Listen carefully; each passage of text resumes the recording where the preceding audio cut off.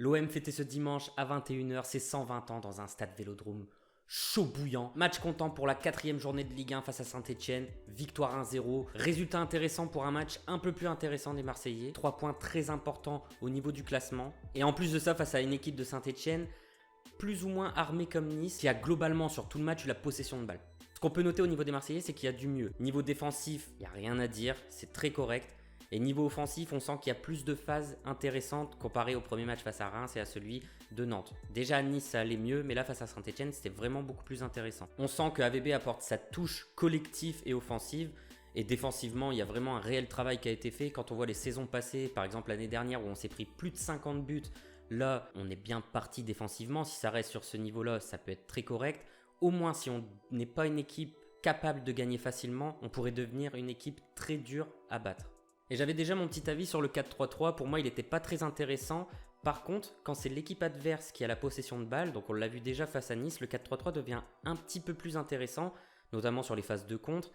Mais derrière, on n'a pas les joueurs qui ont la rapidité pour. Payet est plus fait pour être au cœur du jeu que réellement sur un côté. On l'a encore vu à ce match-ci, pas très impactant. Et de l'autre côté, Bounassar certes très rapide, mais un peu moins à l'aise avec ses pieds. Donc le 4-3-3 reste intéressant, je ne sais pas s'il sera maintenu. Apparemment après le match, AVB en a parlé et a dit qu'avec le transfert de Gustavo, le 4-3-3 pouvait être amené à changer. Donc on verra s'il part plutôt sur un 4-2-3-1 ou un 3-5-2, enfin on verra bien, mais je pense que le 4-2-3-1 serait peut-être plus logique pour avoir un Payet au cœur du jeu. Le plus important et ce qu'il y a à retenir sur ce match-là, c'est les 3 points pris, la victoire. Au classement, on revient qu'à 2 points du premier qui est Paris. On n'est pas distancé et moi je trouve que c'est typiquement le genre de match qu'on perdait l'année dernière ou même l'année d'avant. Donc c'est intéressant, si on arrive à gagner ce genre de match où on se fait un peu dominer mais au final on prend quand même les 3 points, franchement ça en devient intéressant au niveau du classement. Après on va pas se mentir, on va pas dire que c'était un grand match des Marseillais, on s'est fait quand même assez facilement manger dans le jeu collectif par les Stéphanois, mais il y a du mieux. Donc j'en ai déjà parlé, à Reims c'était très nul, à Nantes c'était pas ouf. À Nice, il y avait du mieux, là il y a encore du mieux. J'espère que la trêve internationale va les aider à encore prendre de la confiance. On a la chance peut-être de ne pas avoir beaucoup d'internationaux. Waouh, pas du tout. On peut espérer que pendant ces 2 semaines, ils vont bien pouvoir travailler. Le retour de Thauvin face à Monaco va être intéressant, je l'espère, et va être très intéressant surtout à voir avec Benedetto et Payet. Donc voilà, on va passer maintenant au top. Je vais commencer par un joueur, ça va peut-être vous surprendre, mais je l'ai beaucoup décrié ces derniers matchs. Du coup, je me sentais un peu obligé d'en parler. Morgan Sanson. Je le mets dans mes tops, pourquoi ? Parce que je trouve qu'il a fait un bon match comparé à ceux depuis son début de saison et en pré-saison. Il a été intéressant, il est passeur décisif, donc il a bien suivi l'action sur le but. Petite parenthèse pour parler de ce but-ci, la construction de l'action est totalement magnifique, c'est vraiment excellent et c'est dommage qu'on voit pas ce genre de construction un peu plus à l'OM parce que avec Benedetto, ça va être intéressant. Je trouve que Sanson a fait un match plutôt correct, bien meilleur que ses derniers matchs avec l'OM. Je voulais le mettre dans mes tops parce que je pense que c'est à souligner. Il a été correct au milieu, il a été plutôt bon dans la transition offensive. Donc voilà, je pense que c'était à noter et c'est encourageant. J'espère que ça va continuer de s'améliorer et au moins qu'il restera à ce niveau-ci. Il y a du mieux et j'espère que ça va aller au moins dans ce sens-ci. Mon deuxième top, Benedetto, il fait un match énorme. Il est tellement à des années-lumière de ce qu'a pu proposer par exemple Balotelli l'année dernière. Certes, Balotelli a eu des stats, là je pense que Dario en aura aussi, mais c'est surtout dans le jeu collectif, offensif, tout ce qu'il peut apporter.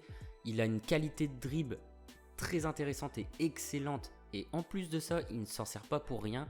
C'est pas le genre de joueur à aller faire quelques petites fioritures et tout, là ces petits dribbles, des petits ponts et tout, et au final que ça serve à rien.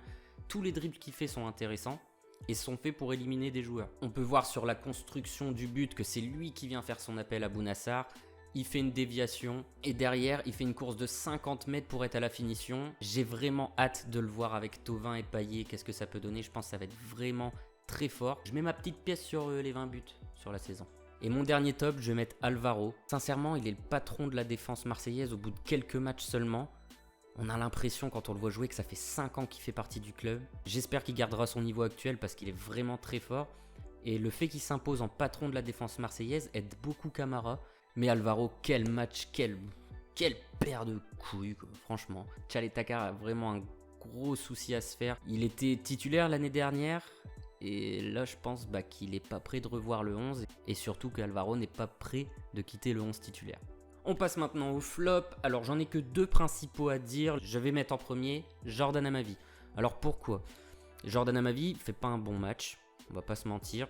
Il a failli se prendre un carton rouge. Et surtout c'est que c'était un joueur qui depuis le début de la saison était plutôt correct, faut l'avouer. Mais je pense qu'au final, dans un collectif faible, Amavi arrive à se mettre au niveau, mais quand on voit le collectif marseillais hausser son niveau, bah on voit tout de suite qu'Amavi est très faible. On l'a encore vu sur ce match, ça passe beaucoup de son côté et beaucoup trop facilement. Il a fait quand même de belles choses, c'est pas un gros flop. Et mon deuxième flop, il y était déjà face à Nice, il l'est encore aujourd'hui, c'est Maxime Lopez, totalement absent encore une fois, transparent, invisible.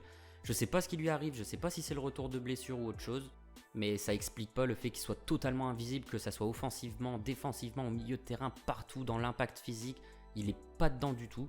Donc j'espère qu'après la trêve internationale ça ira mieux, il a 2 semaines pour se remettre dedans à fond, parce que c'est clair qu'avec un Lopez en forme, c'est vraiment très intéressant justement dans les combinaisons avec Thauvin, ce qu'il peut apporter. J'espère vraiment qu'il va se réveiller parce que Lopez peut être un gros atout pour l'OM et là actuellement bah, c'en est pas un du tout, il est complètement transparent. Donc voilà, maintenant on passe au prochain match des Marseillais qui se passera après la trêve internationale face à l'AS Monaco. Les Marseillais iront au stade Louis II face à une équipe monégasque qui un peu en dents de scie mais qui a fait un gros mercato, donc il va falloir quand même faire attention parce que les Monégasques sont certes pas très en forme dans le début de championnat, on a l'impression qu'ils partent un peu sur la même dynamique que la saison dernière, mais avec le mercato qu'ils ont fait et les 2 semaines qu'ils vont avoir pour préparer ce match-ci, on pourrait avoir des surprises. Donc c'est une équipe qu'il faudra absolument pas sous-estimer, surtout avec un Slimani qui est très en forme, il est arrivé, il a déjà claqué il me semble 3 buts avec Monaco. Donc va falloir bien le surveiller. Voilà, j'espère que cette vidéo vous a plu et que les nouveaux aspects visuels vous plairont. En tout cas, n'hésitez pas à me dire ce que vous en avez pensé, vous, du match. Vous pouvez bien sûr aussi mettre le petit pouce bleu, vous abonner à la chaîne pour être sûr de suivre les prochaines vidéos. Vous pouvez mettre aussi la petite cloche pour être sûr d'avoir la notification. Et voilà, j'espère que ça vous a plu. Et moi, je vous dis à la prochaine. Allez, ciao!